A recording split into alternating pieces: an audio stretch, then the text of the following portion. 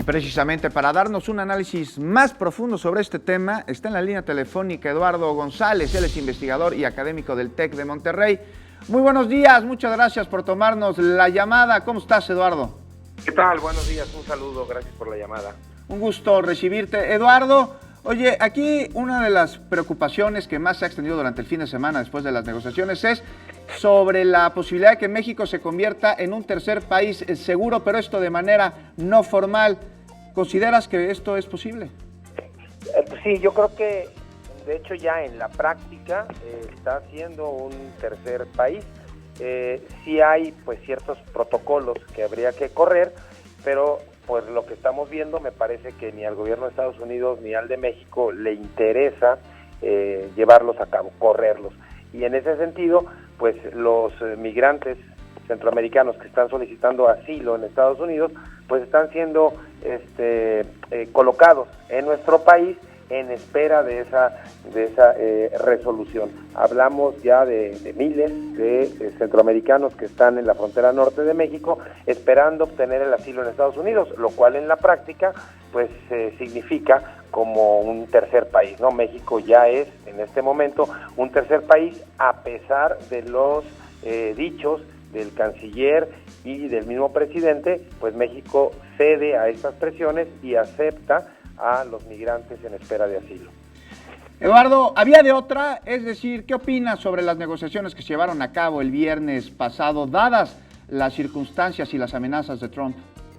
Pues yo creo que había otra posibilidad. Me parece que mezclar el asunto migratorio con el asunto comercial no es una buena estrategia por parte del gobierno norteamericano, y en todo caso México debió haber jugado cartas que tienen que ver con la actividad económica y comercial y no con la cuestión migratoria.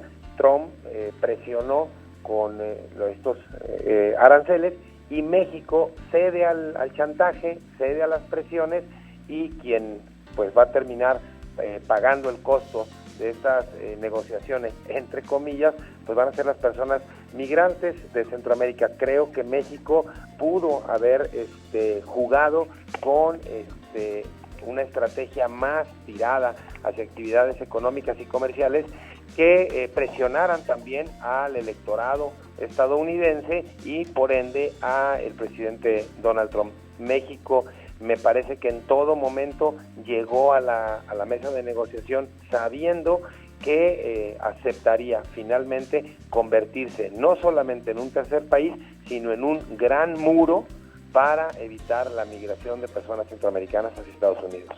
¿Qué otras cartas consideras que México podría haber jugado en las negociaciones? Pues yo creo que una de ellas pudo haber sido también responder en igualdad de condiciones, es decir, presionando sobre aranceles algunas de las mercancías norteamericanas que llegan a nuestro país, por un lado, y por otro, me parece que una presión importante y una carta muy importante que pudo haber jugado es precisamente no volverse un muro para evitar el paso de los centroamericanos.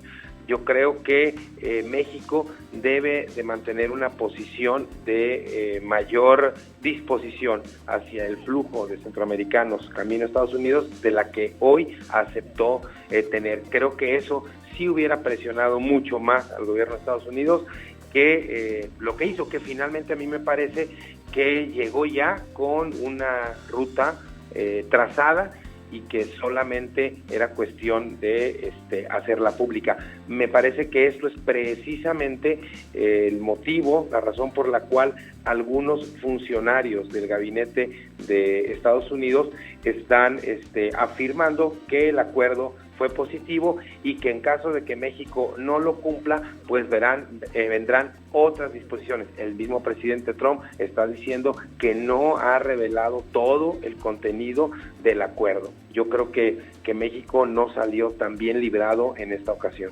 ¿Y qué sigue ahora brevemente, Eduardo, una vez que ya estas negociaciones se llevaron a cabo?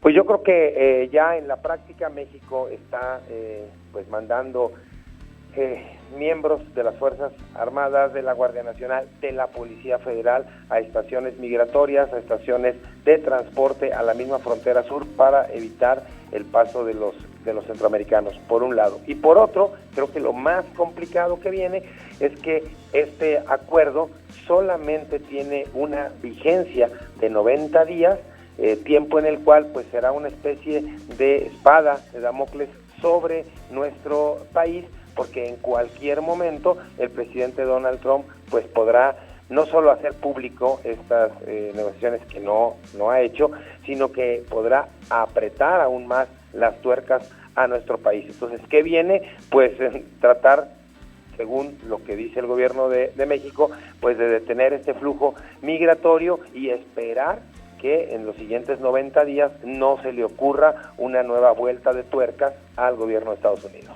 Pues tan lejos de Dios y tan cerca de los Estados Unidos, como decía el Así es. presidente Porfirio Díaz. Eduardo González, académico del TEC, muchísimas gracias por tomarnos la llamada.